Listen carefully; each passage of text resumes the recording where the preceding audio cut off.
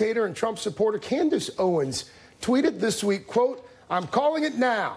The black community, which has been politically irrelevant for decades, will become the most politically relevant voting group by 2020. Our awakening is finally happening." Candace Owens, author of that tweet, joins me now. She's also the communications director for Turning USA. It's a conservative nonprofit organization.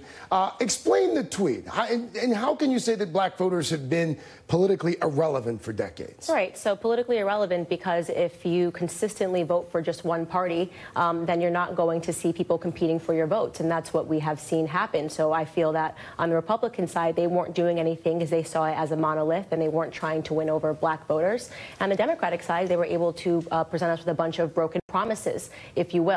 We are seeing a huge difference, a huge shift, a bunch of black people popping up on YouTube and on social media and hashtags saying that they are walking away from the Democratic Party. It's something that hasn't gotten much airtime on liberal networks, and it should, because it's very real. And you can see that just by some of the polls that have been done that show that black people are starting to support Donald Trump. Polls like the fact that he has the most support, black support, since, I believe, Richard Nixon. And that's a very big deal. Where's that poll from? That's I want to get the exact website. I'm going to have to look it up for you, but it's a poll. That's an exact poll. Because there have been a number of these polls, and I'm using air quotes because a number of these polls are not actually polls. They're opt-in surveys. All right.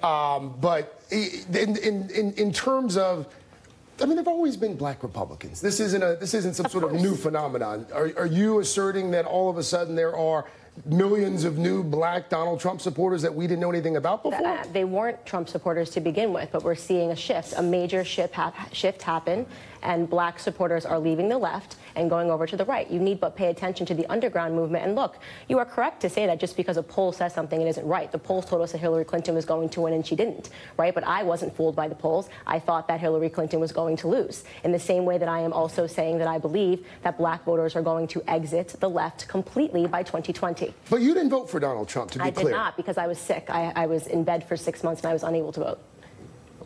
NBC News has learned that the president has Supreme Court search down to 3 contenders. What are you looking for in the next Supreme Court justice?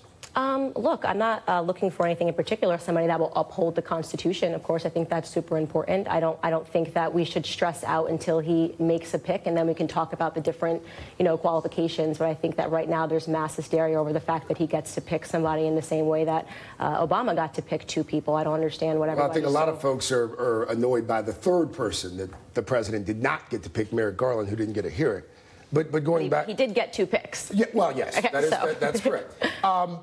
Litmus test, Roe v. Wade. We were just talking about that a few minutes ago. Do you think there should be a litmus test with regards to Roe v. Wade? No, I think that even the fact that we are discussing Roe v. Wade is a typical leftist tactic to get people, it's fear-mongering, to get everybody all upset and up in arms and think that something is going to be overturned so that they boycott.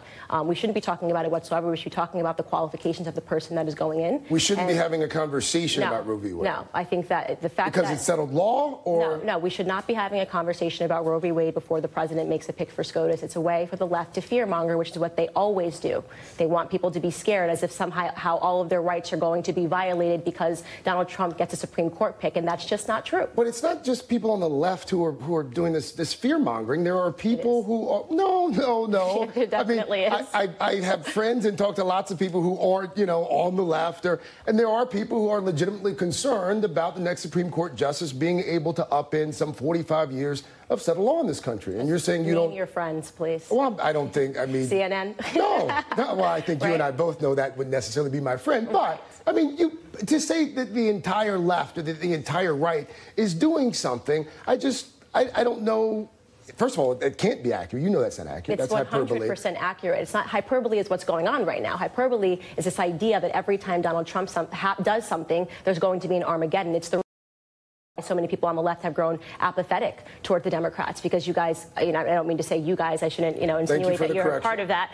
But because what we see in the leftist media so much is every single week you're outraged over something else. He gets a Supreme Court pick. You have to move on from that, let him pick somebody, and then we can start to talk about things. But this fear-mongering has to stop completely. There has to be more rational dialogue and thought here. So there's been no fear-mongering on other sides of the political spectrum. If you have a point you'd like to make, no, answer I'm it. just saying the president from time to time. No, I don't think, I tweets. do not recall while Obama was in office for 2 terms, every single day waking up thinking that the world was going to end, to answer your question. I vividly recall being at a number of town hall meetings after Obamacare had been launched and people showing up with automatic weapons, people claiming that they wanted to take their country back. So to say that all of a sudden there's, you know, the left is up in arms. I mean, the right was up in arms for a while as well. You would concede. About Obamacare, yes, that's all something. About the president in general, about the fact that he wasn't born in this country, that he was a secret Muslim. I mean, there are fringes. Are you suggesting that there has been this much outrage? The outrage that we are seeing towards every single thing that Donald Trump does, that his daughter does, that his family does,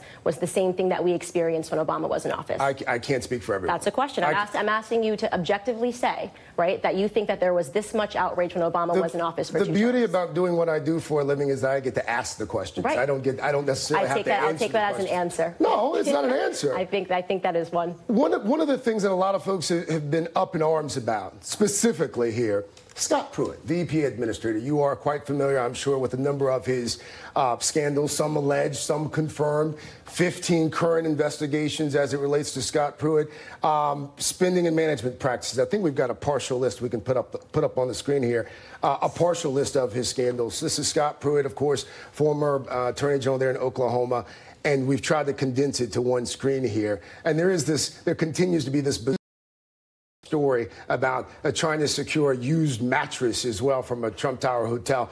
Do you think that Scott Pruitt should remain EPA chief? I think that I should remain focused on things that matter. This is not going to impact midterms. It's not going to impact Trump for support. It's a sidebar and something that has gotten way too much coverage with all of the things that are going on right now in the nation. Now, wait a minute. But you can appreciate how a president who vowed to drain the swamp might receive some legitimate criticism from journalists and just the citizenry at large. Absolutely, I can because the appreciate guy that, but I don't have to add with to the dialogue. I don't have to pretend that this is something that is a pressing issue that we need to discuss 24 hours, wall-to-wall coverage on any network, and I choose not to. I choose to pay attention to the crack that is happening in the Democratic Party and the major shift that is happening, and I choose to be at the forefront of it. Candace Owens, there are lots of voices in this country, and we like to give all voices an opportunity to be heard here, so I thank you for coming by. I like you, Craig.